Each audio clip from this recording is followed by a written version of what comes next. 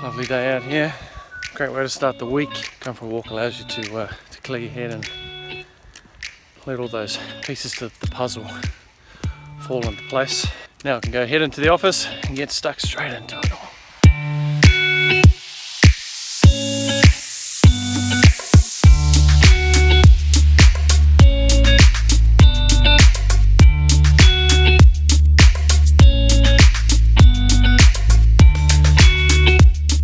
Just entering into the matrix. Even that thanks for watching could probably be squished down a bit. And the subscribe, like and comment could also be, I think if we put it a bit smaller, because when I was looking at it, I was just being able to break someone from one trance and bring them into another. Because if I'm talking about one topic and then all of a sudden in the next piece I'm talking about something completely different, if there hasn't been a breaking transition to stop that, then people are still going to be trying to figure out, well, aren't you going to be still talking about this over here?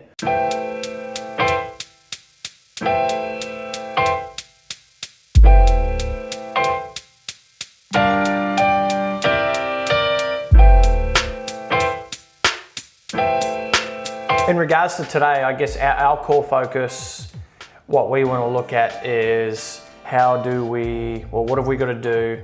What do we got to look at? What have you got to do to get these funnels sorted so you can then start driving people to it?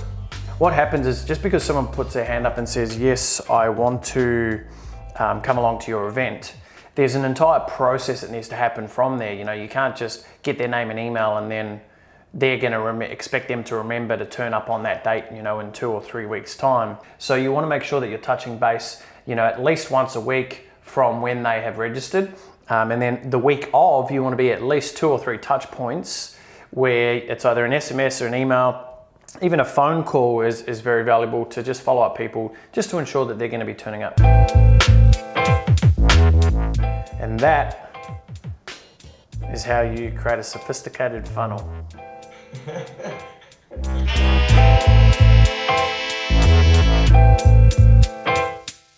If the lines aren't drawn in the sand, i.e. if your expectations aren't and your responsibilities and requirements from you aren't, you know, set in stone, then that's when the gray area comes, and that's when, you know, you get these feelings like you're feeling now of, you know, they're expecting too much of me.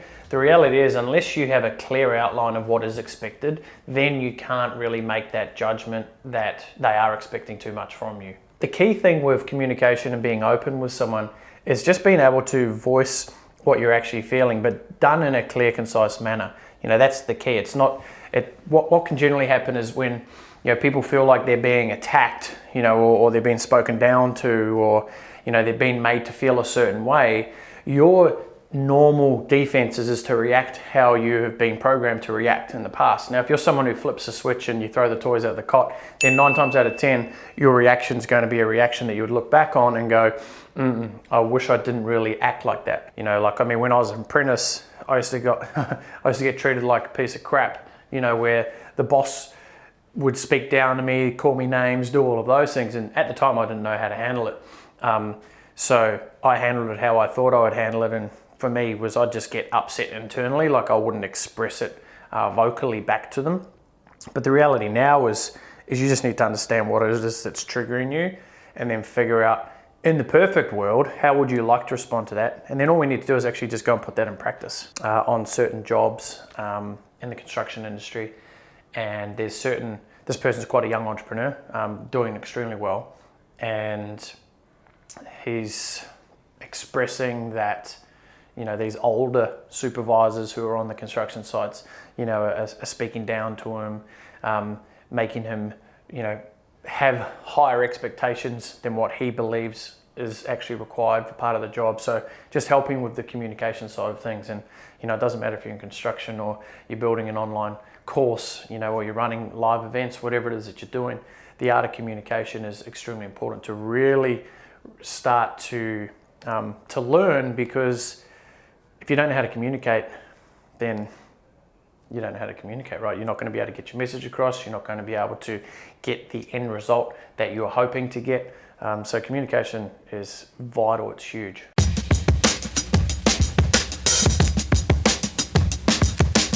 Hey mate, first thing is never use the word "I'm happy to take that risk," and I'm gonna hopefully people will come in. We don't go into it with a hopefully strategy. We go into it with a clear strategy that's going to work. Now, of course, the severity of how well it works, first and foremost, is determined by the level of testing and the level of knowledge that we bring into it. It's not a matter of just putting up a Facebook ad and hopefully someone's going to come. It's like, no, we need to get as close as we possibly can to an ad that we believe, based off our knowledge and understanding of your client. So that's the first and foremost. It's not just put something up and hope. One of the principles that I use is, if I wouldn't jump up and down on Oprah Winfrey's couch and say this is the best product out there, then it doesn't go to market. I mean, if you're not comfortable jumping on Oprah's couch, then maybe you need to reshoot the videos. But let's throw some names backwards and forwards. But what I don't want you to get caught on is trying to have a tricky name. At the end of the day, like Nike. I mean, what is Nike? What is Adidas? The brand grows with the name. So if you've got a group, like one of my groups is Lifestyle Entrepreneur. I guess it's just like it's called that because I want to attract lifestyle entrepreneurs. So I think if you even just have the word personal trainer in it, but keep it simple as you possibly can.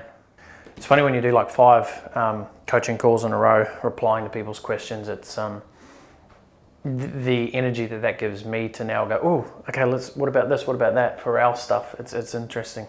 Comes back to that whole concept again of continually feeding the brain on that, and that's why I think I'm again, without tooting my own horn, that's why I'm really good at strategy, because I'm continually practicing strategy. People who aren't great at strategy, it's simply because they're not practicing strategy. I've just given about 10 minutes there of just strategy after strategy after strategy from multiple different industries, which obviously just creates a strategy muscle. If you're not achieving the results you want in a certain area, it's just because you're not building the muscle for it. You just haven't done it enough. That's why I love strategy. It's so good. So good, man. So good. I'm going to sit down and do some strategy.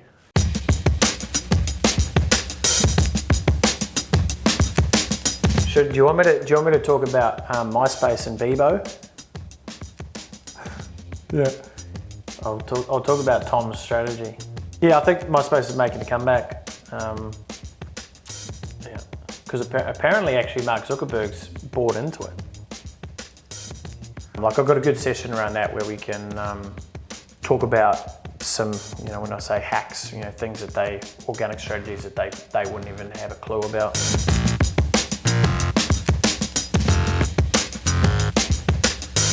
All right, so on Friday evening actually, I was sitting here still at 6 p.m. Setting up the ads for our online mastery events that we're running. Already over the weekend, we've had 85 people register. And what I'm going to do is I'm going to give you the sneak peek to one of the reasons why this has already occurred. So if you're not using custom audiences in your Facebook ads, and you're so missing out. Our most successful so far out of these 85 registrants using this. So this is a fairly new feature, and what it is you can create a custom audience based off people who have actually interacted with your fan page. Not who are your fans, but actually who have interacted, which is a higher level, even further, of engagement. And I can tell you right now, by utilizing an audience group out of this, so when we set up our ads, we've got about 8 different audiences that we're testing to start with. And this audience here, half the cost of registration. So if you're not using this custom audience, then you're so missing out. And if you're not using any of these custom audiences, to be honest, but this one here, unbelievable. But the reality is, yes, that might be working for us right now, but will that work for you? I don't know. That's the thing with this, is just testing, trying different audiences of different things. Facebook are giving you such an amazing opportunity with all these different tools and audiences. You just got to get creative, but more importantly, you got to go back and figure out, exactly who is that person you're targeting.